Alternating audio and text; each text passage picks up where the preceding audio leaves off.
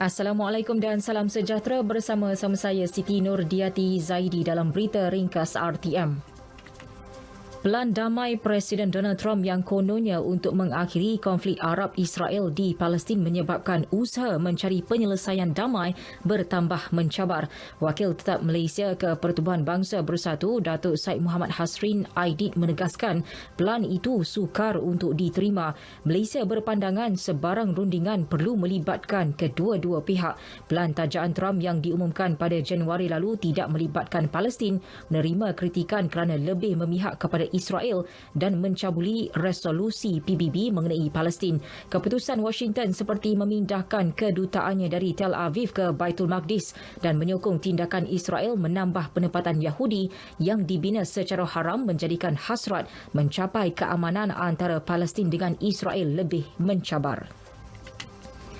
Rakyat Malaysia yang berada atau berkunjung ke Indonesia diminta mendaftar dengan Kedutaan Besar Malaysia di negara itu. Ini berikutan perkembangan terkini di Indonesia yang dikesan tersenarai dalam negara dijangkiti virus COVID-19.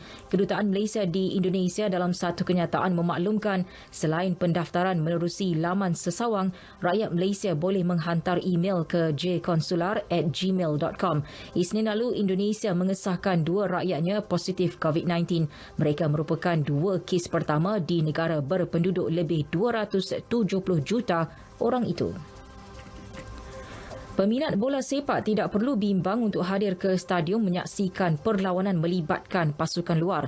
Setiausaha Agung Persatuan Bola Sepak Malaysia FAM Stuart Michael Ramalingam memberi jaminan keadaan semasa masih terkawal. FAM telah mendapatkan panduan daripada Kementerian Kesihatan berhubung langkah mencegah jangkitan COVID-19.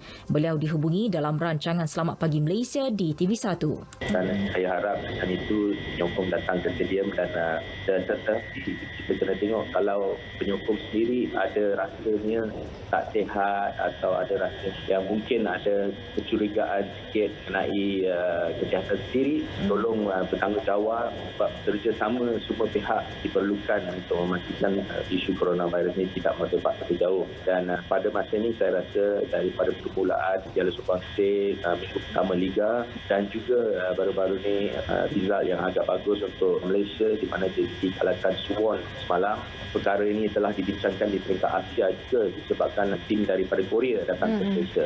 Sementara ini saya rasa semua okey dan kita kena continue support Malaysian football. Stuart Michael Ramalingam. Gerakan koperasi dengan lebih 6 juta ahli yang kebanyakannya daripada golongan B40 akan terus berperanan sebagai antara penjana utama pertumbuhan ekonomi negara.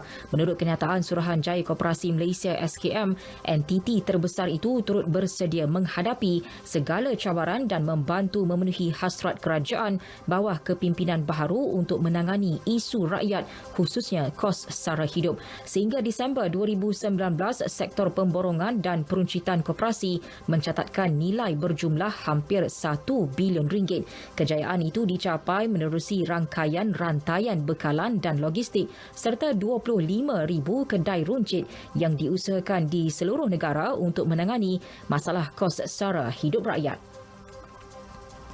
Brigade Sarawak Pasukan Gerakan Am PGA berjaya membuat rampasan bernilai 48 juta ringgit bagi tahun 2019. Komandannya SAC Datuk Kau Kok Chin berkata, kejayaan itu hasil usaha berterusan membanteras kegiatan penyeludupan barangan tidak bercukai.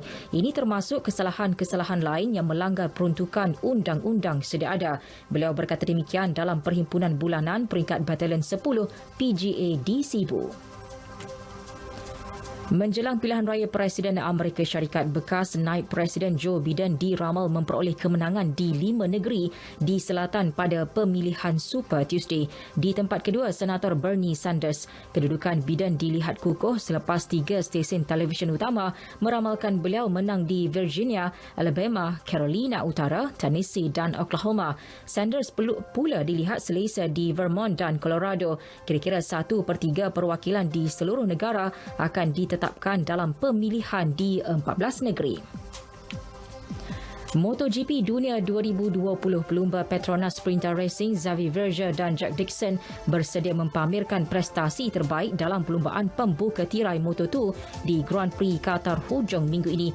Verger dari Sepanyol berharap untuk memulakan saingan musim ini dengan langkah kanan. Sekian berita yang disunting oleh Nur Syarida Shahabuddin dari Pusat Berita RTM. Assalamualaikum dan sayangi Malaysiaku.